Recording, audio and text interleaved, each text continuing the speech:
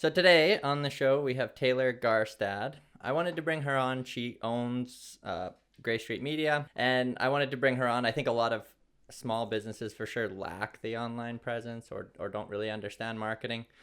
For myself, I believe marketing is much senior to sales. Like the example I always give people is if you have the absolute best salesman and he sees 10 people, or you have a pretty crappy salesman and he sees 1,000, even at a much lower closing rate, the crappy guy's going to do better. And I think that is what marketing is. And I think a lot of people lack it. So I think she can, give us a little feedback or provide some value to people on marketing and how important it is for the business. So welcome to the show. Thanks for having me. Yeah. Could you give us a little, just a brief history of how you got to where you are today? Yeah. So I guess my origin story isn't as exciting, I guess. Well, I don't think it's an exciting one. I was working for another agency and I was looking for something else, and I answered an ad for an accounting firm was looking for a marketing partner, essentially. So I told my boyfriend, now husband at the time, I'm going to this interview. It's going to be like 20 minutes. I'll be out in a bit. We'll go catch lunch. It's going to be like the shortest interview ever. It's an accounting firm. It's going to be boring as shit. And I was at that interview for like 2.5 hours. I met two entrepreneurs that are essentially looking for, what is a bolt-on to their client base to make a marketing company. It's crazy to think about now that I was sitting there and, Quentin, who was one of the partners, literally said, "You would be an effing idiot to pass this up." And I was kind of like, wow, okay, like you're thinking really highly of yourself. But he was totally right, and he was they wanted to start something. So I kind of jumped in head first, and I started by kind of overhauling the marketing for the accounting firm themselves. During that time, the accounting firm actually grew another arm. It grew an insurance company and a law firm. And so I always like to say I was the first one. The marketing was the first. And then we just started working with clients. Like they kind of Hail Married. I jumped in head first, and, I didn't really intend to be in marketing. I was a journalist first. I worked at the Edmonton Journal for a while, and I hated it. Print marketing, as much as I want to say it's dead, because I do a lot of print marketing, I can't do that. I hated it. There was a lot of, there wasn't any creativity. I knew I wanted to do something way cooler. And yeah, so I went to this really, really boring accounting interview, turned out to meet some fantastic entrepreneurs, and the rest is history. We've been doing this for like, almost 10 years now. So Was that a big risk for you to do that, or were you pretty done with? No, that wasn't a risk. It was a huge opportunity. I think down the line at the time, I think, you go home and you tell your boyfriend, you tell your parents, and, your mom goes, "Good, honey, that's great. I'm so good to hear that." And she has no idea. She has no idea what the opportunity is. And I think it took a good, 3 years for them, or for even me, to realize, holy shit. I'm sitting here, I'm making, I'm doing everything I've ever wanted to do. I'm building plans and proposals and marketing strategies and graphics and ads and all this cool shit that I've always wanted to do, and I just was, they were lucky enough to trust me. And I think, I was obviously, I stepped up to the plate to prove myself. But I'd say, at the time, I think I was 22, it's more of a, there's not really much for me to risk at that point. So I find it funny when you brought up the accountant thing, because that's the first thing that went in my head, is that has got to be the boringest profession. Yeah. And how do you deal with, even as yourself, I assume you're artistic and all that, was the business side hard to learn, or was that uncomfortable, the part you're not comfortable with, or did it all come pretty naturally? Oh my God, it's been so, I'll be completely honest, it's been really hard. It's been hard because I'm a creative. I'm a people person. I'm really good at, I love talking to people. I will this podcast can go 2 hours long. I'll probably never shut up. I love talking. I love building things. I love, finding solutions. But then when it comes down to, building my business and, knowing what you're worth and being able to charge accordingly for your services, being able to project into the future, being able to, it's been tough, but it's been a learning curve, but the one thing, one of the greatest books I was ever recommended to someone, I was actually just talking about it today, was, as stupid as it sounds, just to ask questions when you don't know the answer. And I've been really lucky to be surrounded by some super, super intellectual, smart, not just intellectual on, actually book smarts, but just street smarts and knowing people. And they've been really, really great. Having a mentor in your corner is like, it's the number one. If I didn't have people that I was able to go, what does this mean? Like, what do you mean staff ratio? Like, what are you talking about? Like, I have no idea. Can you please teach me? And what I learned once I started to ask those questions was that they were kind of surprised before when I wasn't asking the questions. They were kind of like, do you know what you're doing? Is this going okay? So it's been tough. Like, I will say that I think I'm more balanced. Like, I don't think being a creative over being a hard business person or a lawyer, I wouldn't say it's a benefit, but I say it's definitely an edge, because if I can, learning more and more about how to run a business, and then I don't ever stop being the artistic creative person that I am. So it's been really hard, but I think that if I didn't ask the questions and have the people to ask in the corner, I think it would be a lot more difficult than it is. Yeah. No, I like that. I like the mentor part. For me, that's been the biggest part of my success, as well as always like reading or learning from other people. Do you have a mentor? Yeah, I've got tons of mentors, but a lot of them I've got tons of mentors. Millions. A lot of them are people who like I maybe have met once or whatever, but yeah. I think we're in an age today where, like, in what other time in history could you day to day follow someone who's a billionaire or so you can follow on social media, you can read their books, people have podcasts, and that's like, to me, you can get all this wealth of knowledge that you could have never got before. So I think mentors don't have to be people you necessarily have. I had to really curate my social media feeds when I started, not to say that I didn't used to not take my business seriously, but when I kind of decided to step into this, like grow up, like, you're in your evolved state, like you're, moving from, Pokemon evolution from Charmander into whatever the other guy is, once I really decided to do that, I had to really curate my feeds. Like, I obviously, being in marketing, I'm on social media all the time.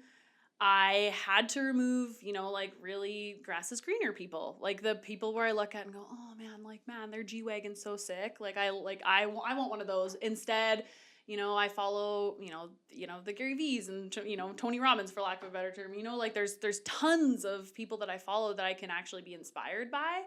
And one thing I've actually found is that, like, following female entrepreneurs has been really, like, they're kind of few and far between. Like, I know Mel Robbins is one I listen to all the time on one of her podcasts, but being able to curate a feed that I look at all the time, that's made a huge difference for, just day-to-day looking at mentorship and tips and entrepreneurship and stuff. I will get zero Pokemon references if you continue to use them. I don't even know if I really understand the Pokemon references. I'm like, Charmander. Like, I'm thinking whatever other term we can use to evolve into something else, I don't even know if I understand. Someone's going to be watching this going like, it's this Charizard. It's probably that. I don't know. I have no idea. Could be. I wouldn't know.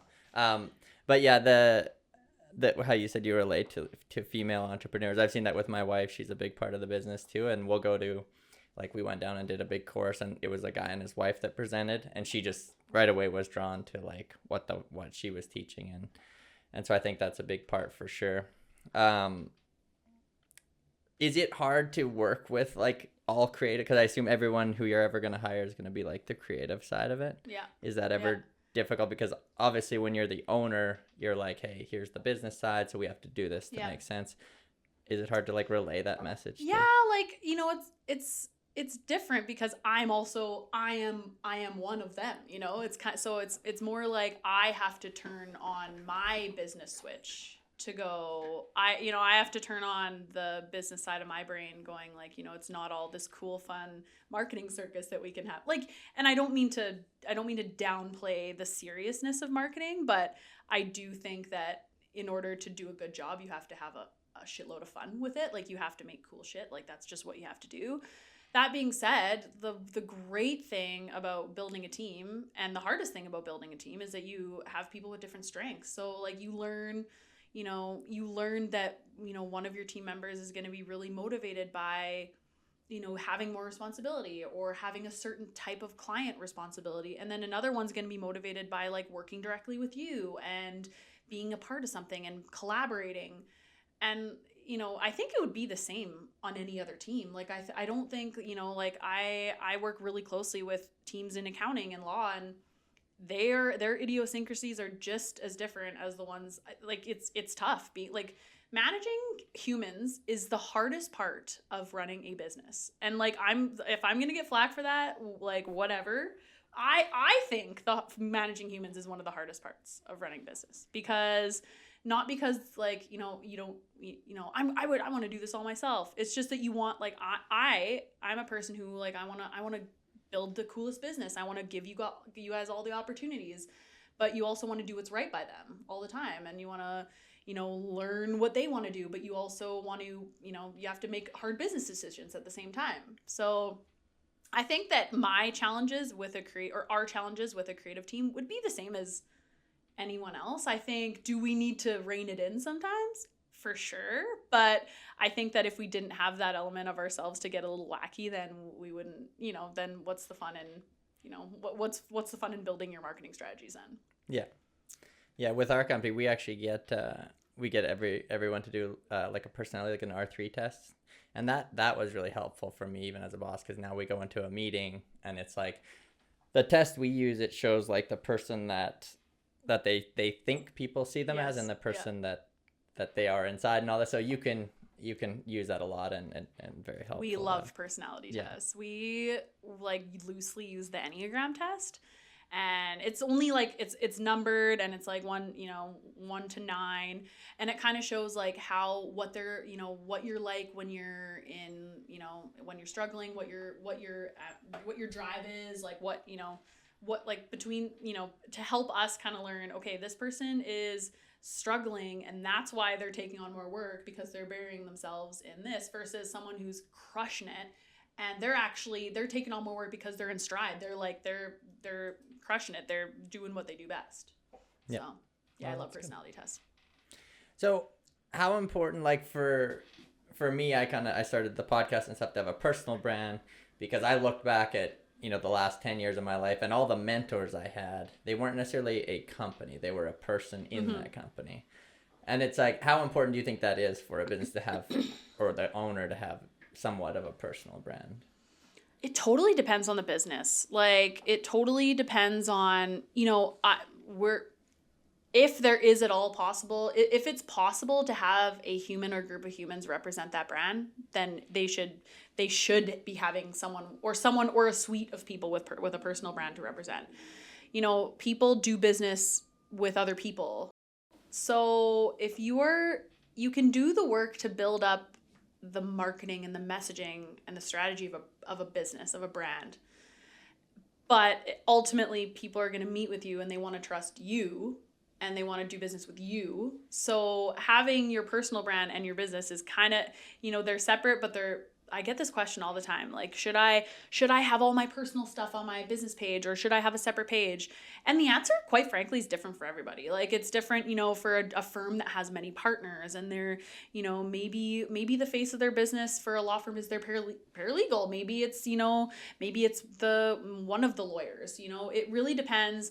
If you can coach yourself, I guess, if it's not your comfort zone, then people are going to know it. It's very obvious. But that's okay. You could be authentic. If you really want to coach yourself out of it, do it. Like, 100% more power to you. Or have your brand that you're the awkward lawyer that's trying to build that as your brand. But at the same time, if there are other humans within your brand, as long as there's an actual, like, authentic human element in there, like, that is what people are going to build trust with in the content that you're building, right?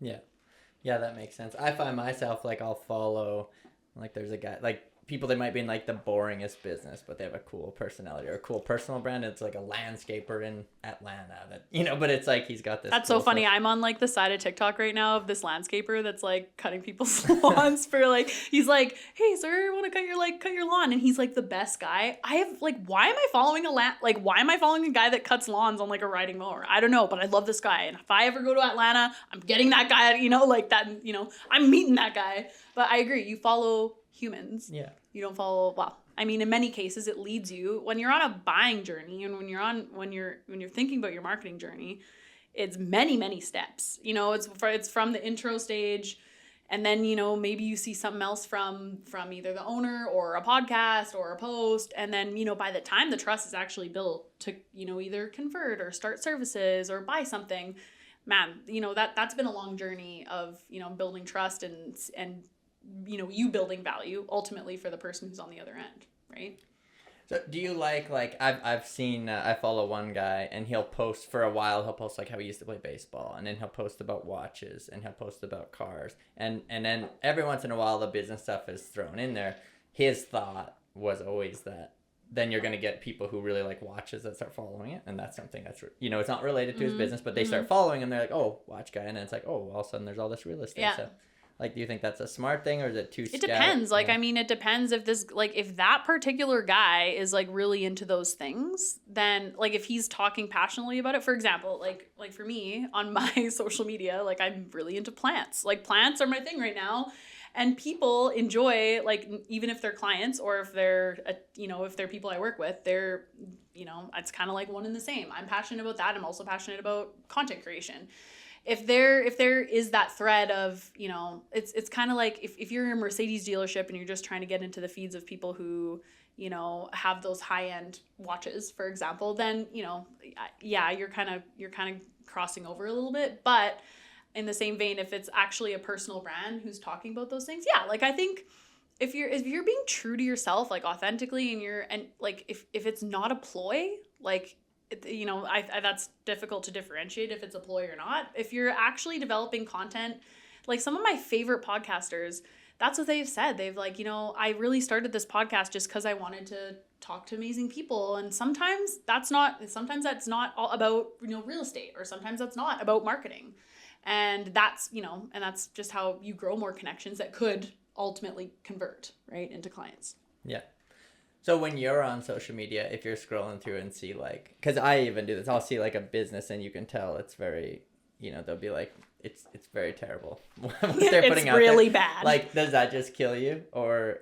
Oh yeah. Yeah. I'm pretty sure like our group chat has like tons of like us, you know, like we don't, it's not in a wow, these guys are the worst, but ultimately like when you have an eye that's like kind of keen to look, you know what I'm actually most sensitive to is fake, like inauthentic template, you know, like there's the one terrible thing about social media, and it's been like this now, it's been like this for the last like 5-10 years, is that a lot of business owners that are, you know, that are a little bit older even, and some of them that are younger, like not even age demographic matters, think that just having anything going out on social media means they're doing social media. Like means I'm doing the marketing, I'm doing the social media. So that means sometimes they'll hire, you know, someone from overseas, or someone, you know, just in their basement that's just getting started because it's really cheap, super cheap. And let's say they're cranking out like 40 posts a month for you.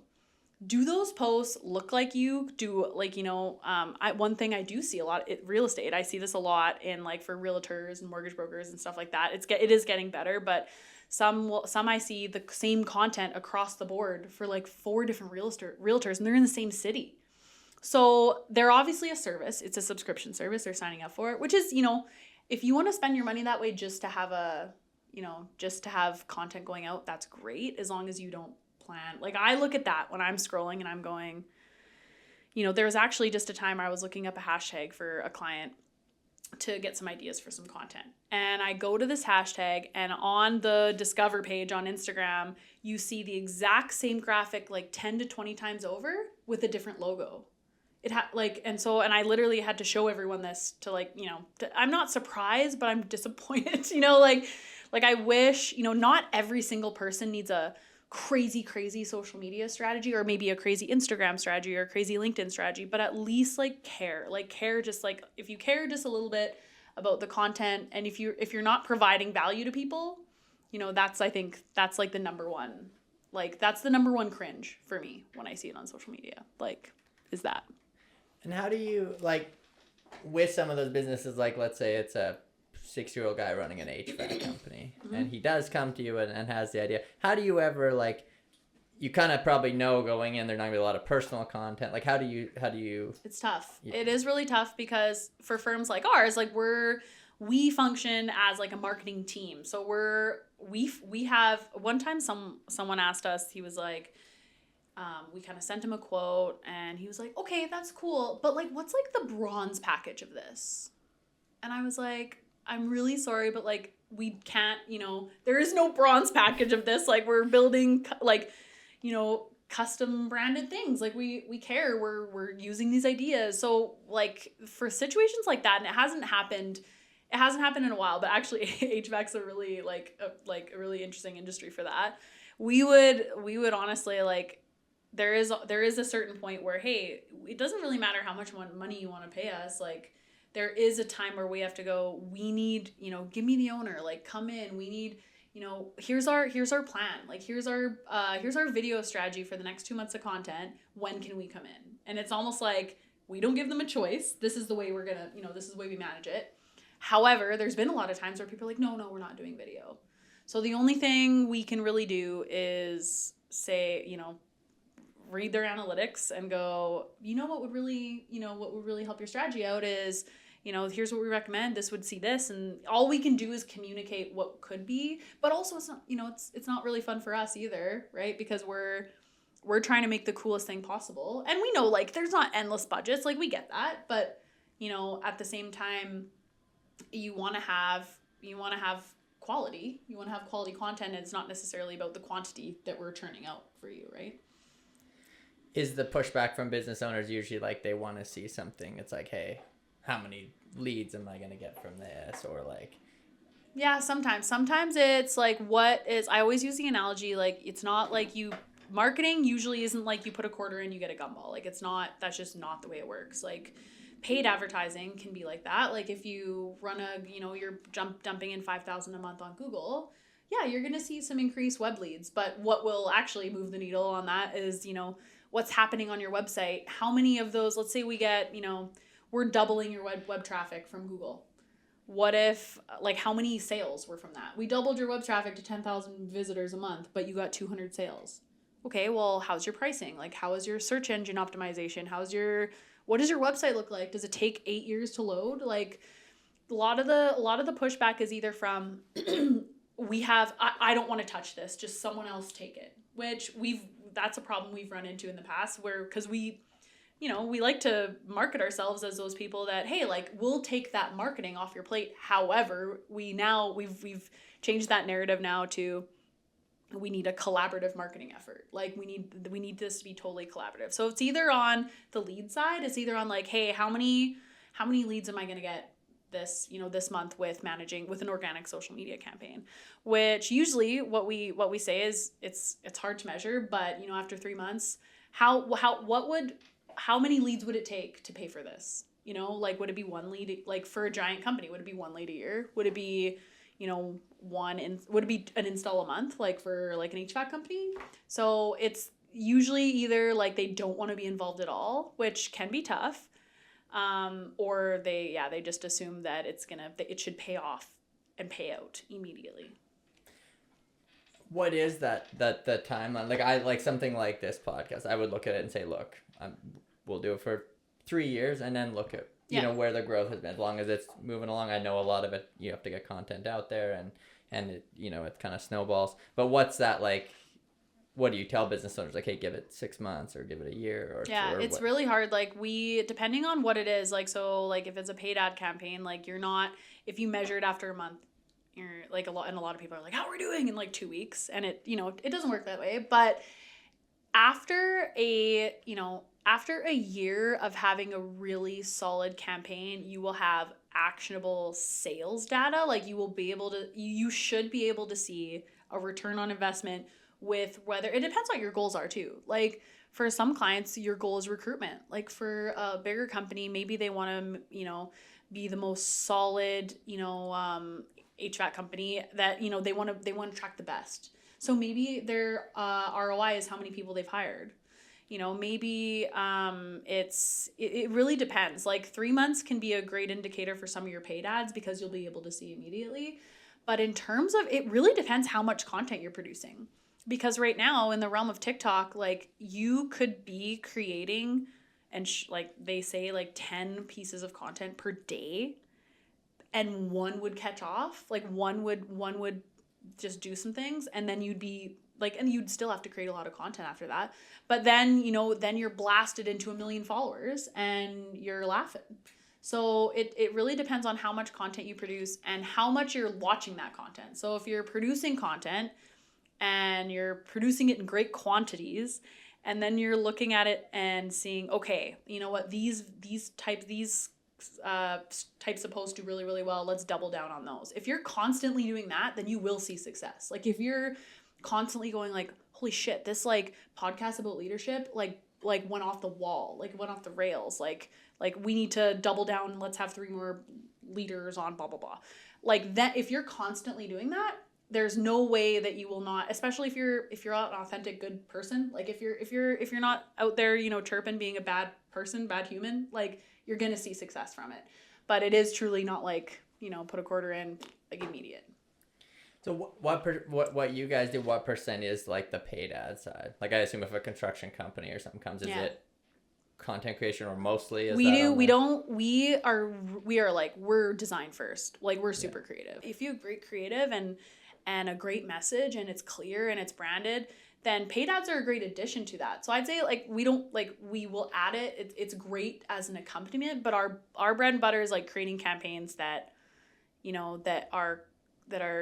of, are outside of the box or like really bring your brand out. Like we work with a lot of nonprofits because a lot of nonprofits are, they're really heart-centered. They have a mission and sometimes they don't either have sometimes resources or sometimes just time because they're wearing so many hats to create what the messaging is going to be to attract donors or attract whoever they need to be. So like our bread and butter is definitely the design side, and then the paid ads are nice to kind of give it like a little boost up for the content that's already really good.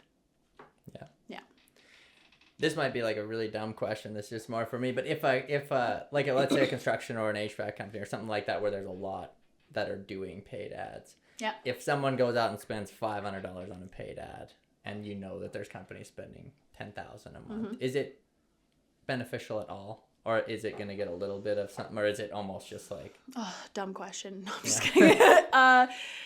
It will get you more traffic, but it's kind of like burning money. Like it's... So, for example, like law firms, their cost per click is extremely high because they are dumping money in because they want to be first. And so, like, I think it's something like $17 a click or something to have a... So, if your budget is, $500 a month, and you might use your budget of people clicking on you in 1 day in that month. Yeah. So that's great. You spent $500 to get how many clicks or for a week to your website when the other companies are constantly getting a flow of traffic all the time. And it also depends if you're spending $500 and you haven't spent any money in creative. Like if you've just spent $500 on an ad that you didn't take any time to do a messaging strategy for, you're also kind of burning money because is it working? Is it converting? Does it have a strong call to action? Does it create urgency? Like there's a lot of times when people don't initiate a strategy first approach, like I'm not saying sometimes we'll be sitting there and we'll have just like this like brilliantly hilarious idea and it'll happen in like a minute. Sometimes you have to build a whole strategy around like, okay, what are we getting at? What's our audience? Like strategy is kind of the backbone of saving you money, really, because you're going to be burning money, making ads that people are clicking on, but they have no idea what they're getting themselves in for, or the words are going to be cut off. Like planning and strategy are definitely also things that are going to either help or hurt you, whether you do it or not. And then how do you deal with, we talked a little bit before we started about AI and stuff, Mm-hmm. but how do you, how can a company like kind of utilize that? But I always think of it like how you said you'll go on the feed and then you'll see 20 people with the exact same thing. It's going to be somewhat similar if I go on there and type in reasons to invest in real estate. I'm going to guess that exact post has been done. So how would you recommend like using it without turning as a creative team, like at first we were super resistant. Like we were, you go through it's like the grief cycle, you go through the cycle where you're like, oh man, I'm not going to have a job. Oh man, I'm not going to have a business anymore. And then, you go, this is stupid. This isn't going to last. And then, you listen to podcasts, you go to conferences and people go, it's not going anywhere.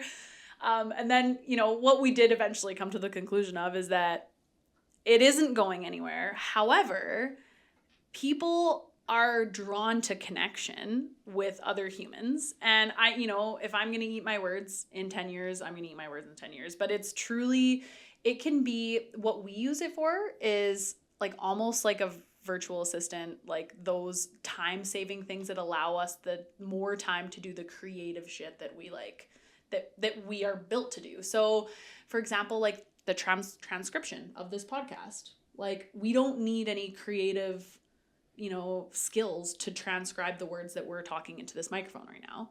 So we can get an AI to do that. And it saves us, an hour, how many hours of transcribing this audio. We can, even give it's all about I'll back up for a sec. Even when you're using AI, you have to be able to, for example, ChatGPT, like prompt it properly for you to get results. For example, like you said, I'm going to ask it for 10 real estate post ideas, and it's likely going to give some of the same 10 posts to everyone that ever says that. But if you actually, the real lesson here is learning how to prompt AI properly, because there's also, as creatives, there's AI for images. There's AI for literally telling a artificial intelligence the type of art that you want to create. And it's dope. It's super cool. Like it is awesome. Like it's not even like this is shit. Like it's not. It's great. But you have to, like, you're never going to lose, what the creative that we need behind it to make those things happen. So we can use it to make our lives faster. We can use it to, create a brief where then we add one thing that AI is really, really terrible at is voice and personality. And that's one of the hugest things about authenticity online is if you're going to write a post, if you're a mortgage broker and you're going to write a post that's exactly like every mortgage broker, then don't even bother. Like, don't even bother. Like people want to, build a relationship with a broker that they like and that they trust and that, oh, you have my best interest in mind. If that is really serious and if that is really kind and, compassionate, great. If that's like super vulgar and, likes to say, fucks and shits and loves growing plants, and great. Like that's perfect. Like then that's your personality. You shouldn't, the AI is not good at that. AI is not good at, being able to funnel in that brand voice. I kind of went on a tangent, but I mean, in summary, it's really a tool that's not going anywhere that can give us more time back to do really creative things. Yeah, that makes sense. On the dope art side, we were playing around with it the other day, and I've seen this like so many times where people post a picture that's been made. Mm-hmm. And the one thing that is just mind blowing to me is they can get actual emotion painted into the face, but then they fuck up the hands. There's always 6 fingers, and you don't notice it from a distance. But I do not understand that. I don't. I'm like I don't know where it's drawing all these things from, or like they'll. Like even some like for like race and like ethnicities and stuff, like it'll be totally wrong. So I love it. I think it's a great start. I don't, on the graphic side and the art side in particular, like as creatives and designers, and we do create art, like we are kind of, hesitant about that, but not to say, it's not going to become a really big tool. Like it is. Like we market for businesses, and in order to run a business, you do have bottom lines and margins and stuff that you have to. So if there's tools that are going to be able to speed things up, hell yeah, you can bet that we're going to use them. But if everyone uses them the same way, that's what scares me. It's like, it's like in that movie Wall-E where they're all driving around in chairs and everyone's seeing the same ad on the TV and it's like everything's the same, and that is what that's the part that would be scary, but because they're still going to be humans, like that's what we need to remember is the human connection part. Yeah. Well, what I would hope happens with it, and on the artistic side and everything, is like if you look at like the picture I would design, it's gonna be okay. It's gonna be cool, and I'm gonna think it's cool. Mm-hmm. But like the platform we were using, and I can't think of the name right now, but there was also people who like did this. Was it the one on Discord? No, it's called. I'll get the name after. But it essentially your art. Everyone's is going on the same feed, and you have to scroll down to find yours, right?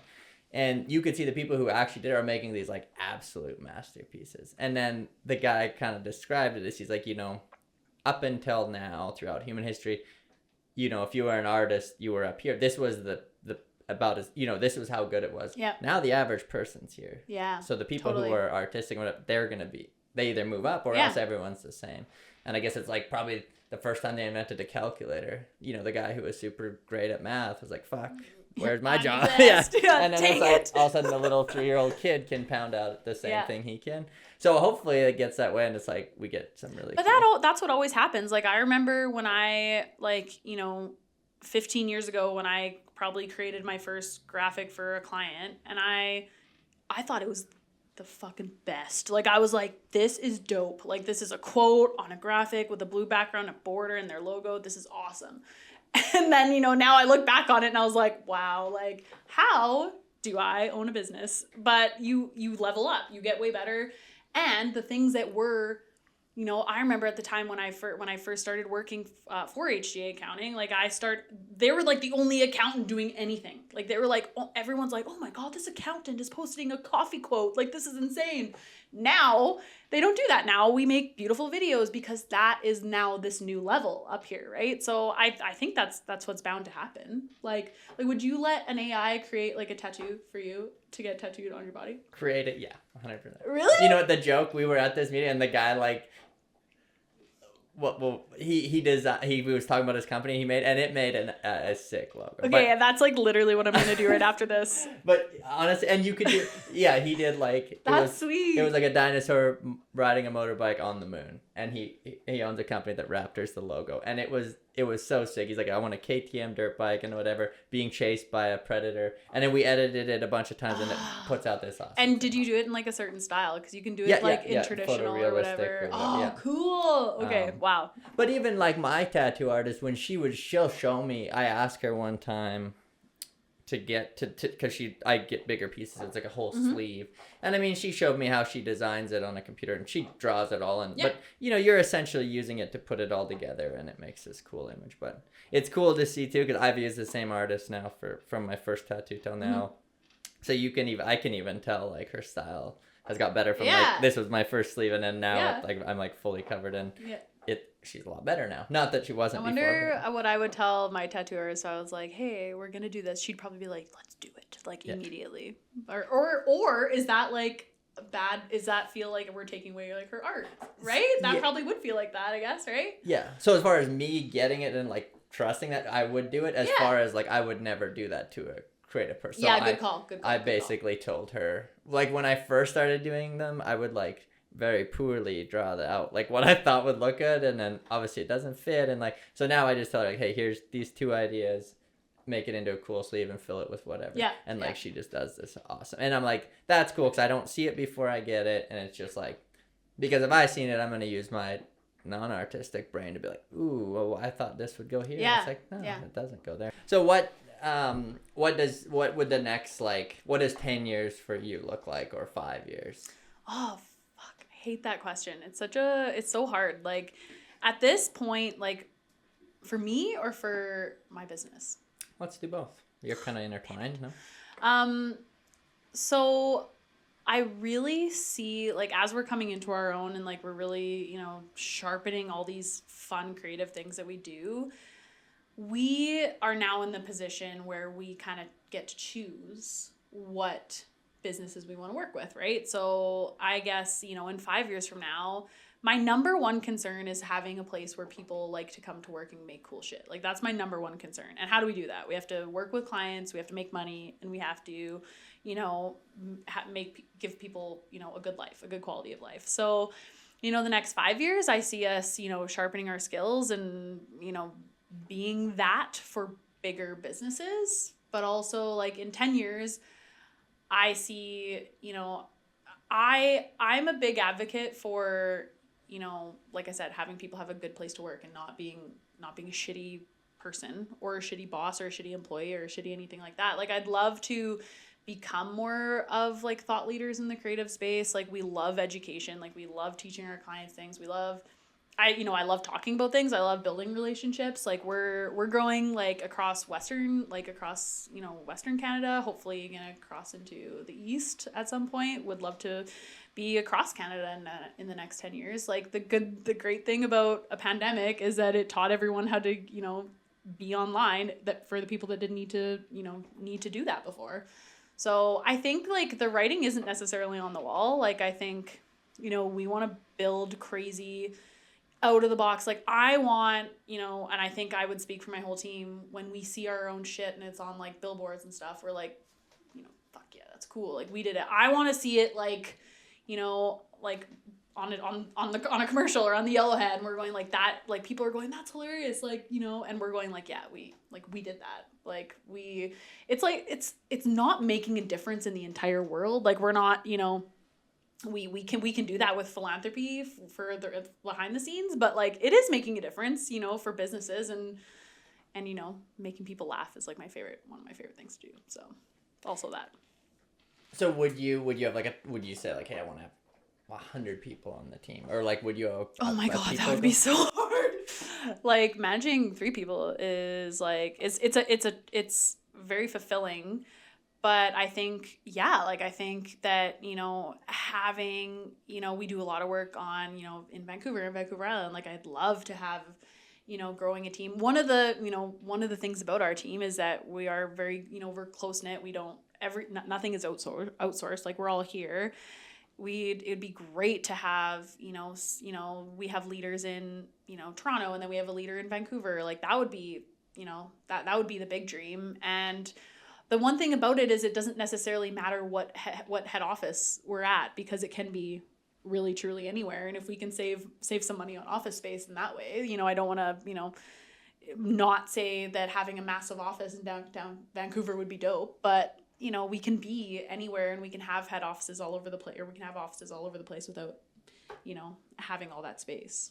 So does it scare you to think of like, let's say you doubled or tripled or whatever, you'll be doing less and less of the artistic side and more of the business side, or yeah, like it doesn't scare me, but I think it's something to think about. And I know I can tell when I'm doing like, you know, when I've had a week of meetings and I haven't made any, like, you know, the team will be like, hey Taylor, want to make this PDF? I'll be like, oh fuck yeah, I want to make this you know, like something that like before I'd be like, you know, I'm so stoked to like make this logo, or like, you know, I'll always be that. But I think the one thing that really gets me excited is like, you know, being able to pitch these creative ideas. Like you know, it's there, but necessarily, you know, and then we go and as a team, we have a creative brief, and hey, this is what I'm thinking. Like, oh, what about this? And like, oh no, what about this? You know, like come up with the craziest idea and then dwindle it down into like something that you can actually regurgitate and build.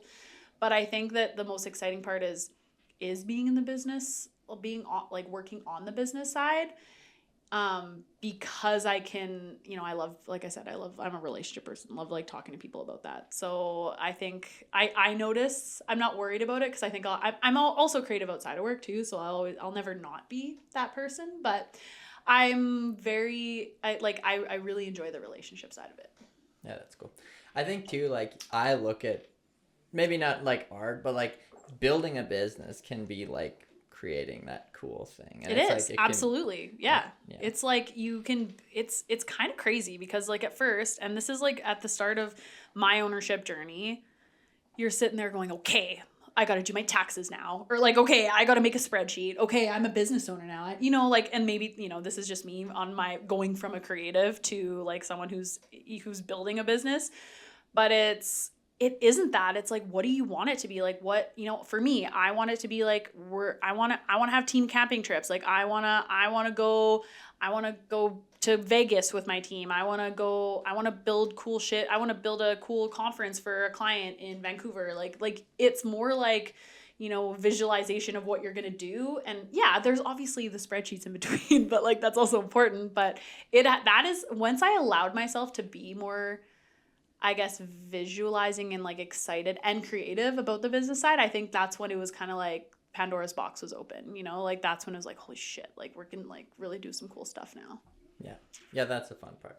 For me, it's with that on the business side, or even like if we go and look at a property, I like right away in my head's like, oh, this could be what it is, and this is what it is today, and it's like that creative problem solving.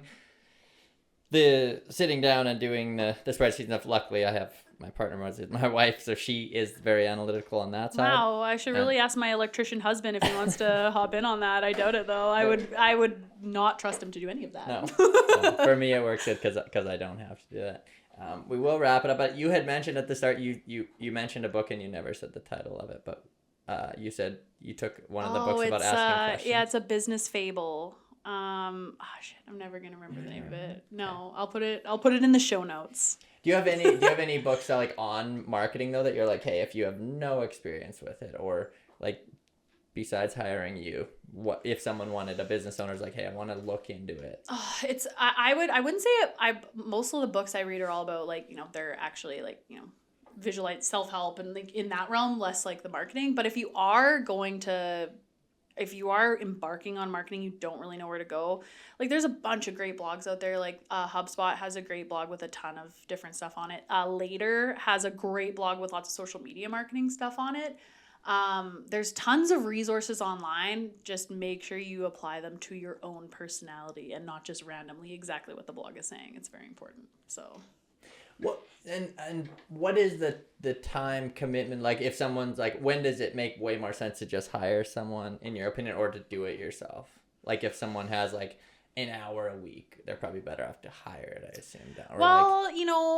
If they have an hour a week, they should be using it to put the phone up and make videos of themselves for an hour a week. But the problem is with that hour, you'll be able to make one video and edit it and maybe be able to post it in that hour, right? So we on average, depending on how, like we spend like 10 to 15 hours a month with a client, and that's us doing it in the optimized state of a marketing company, right? So, and that it really depends. It can go up to like 25 to 40 hours because, if we're editing video and stuff like that, if you're really in it and you want to create quality content, you want to grow, it's really important to at least get an expert's opinion on what you should do. Even getting a preliminary social media presence or making sure your Google My Business is optimized, like that's one thing that's really important. Quality and quantity are kind of one of those things that are really important in this day and age when people are just scrolling. So I run a marketing company. I'm not going to say like, don't hire a marketing company, but if you have time to start thinking about your marketing, just start creating content. Start creating content and use the help of the internet when you can. Like one of the tips I always tell people is like, look up your business on Google and what are like the top 5 questions that like frequently asked questions that people are asking. Can you make a blog post about like those 5 things? Because people are Googling them. So if you can start there, like that's, if you can create some content, that's where you want to start and you have time, do that. It's my number one tip. Cool. And on the self-help side, you were talking about the self-improvement side. Who would be the people who's like if you could follow 3 accounts, right? Who are people you follow that you see their posts? You're like, I really like Jay Shetty right now. Yep. James Clear, Atomic Habits. I really like him. Mel Robbins, the 5-second rule is Mel Robbins has an amazing podcast too to listen to. If you more on the, imposter syndrome, if anyone ever in the whole world does struggle with that, I know you do, and anxiety for like as a business owner as well. Mel Robbins would be, especially as a female entrepreneur, like that's one that I really enjoy. Those would be my top 3. Yeah. Cool. I think everybody suffers from the imposter syndrome, and at every level. Like I've met people that are like, wouldn't it be great though if someone told you that when you were like 15? Like I really wish someone was like, hey, everyone thinks they suck, like kinda. That would have been great. But I think you know that, and even now, I mean, you know it. Do you not feel it sometimes, or where it? I think people know that everybody feels that way, and they still suffer like. Yeah, I mean, like for me, I'm like the most transparent person ever, so I'll be like, hey, like like. I had no idea. Like, hey, do you like me? Like I don't know. Or is this going well? Like I don't know. But like if more people did, I don't know. I find that younger business owners are talking about it more now, which is great. But I think like it's still it'll never go away. Like you say, it'll never go away. But it's one of those things that's like recurring with all businesses, I think. Yeah. Very cool. Well, I'm sure this could go on for another hour. Sure but could. I told you. We'll bring you back for a part 2 and maybe some different plants or something. Yeah. Yeah. Well, thanks for coming on and thanks for having me. If people want to get a hold of you, is it your personal one or the Gray Street? Yeah. Yeah. Follow me on Instagram, Taylor Garstad, or Gray Street Media. That's me. Perfect. Thanks for having me. Hey, if you liked the episode today, please like and subscribe. If you can, write a little review, give us a 5-star rating. Follow us on social media. I'm pretty active on Instagram. It's just Scaling Up with Shane. Thanks again.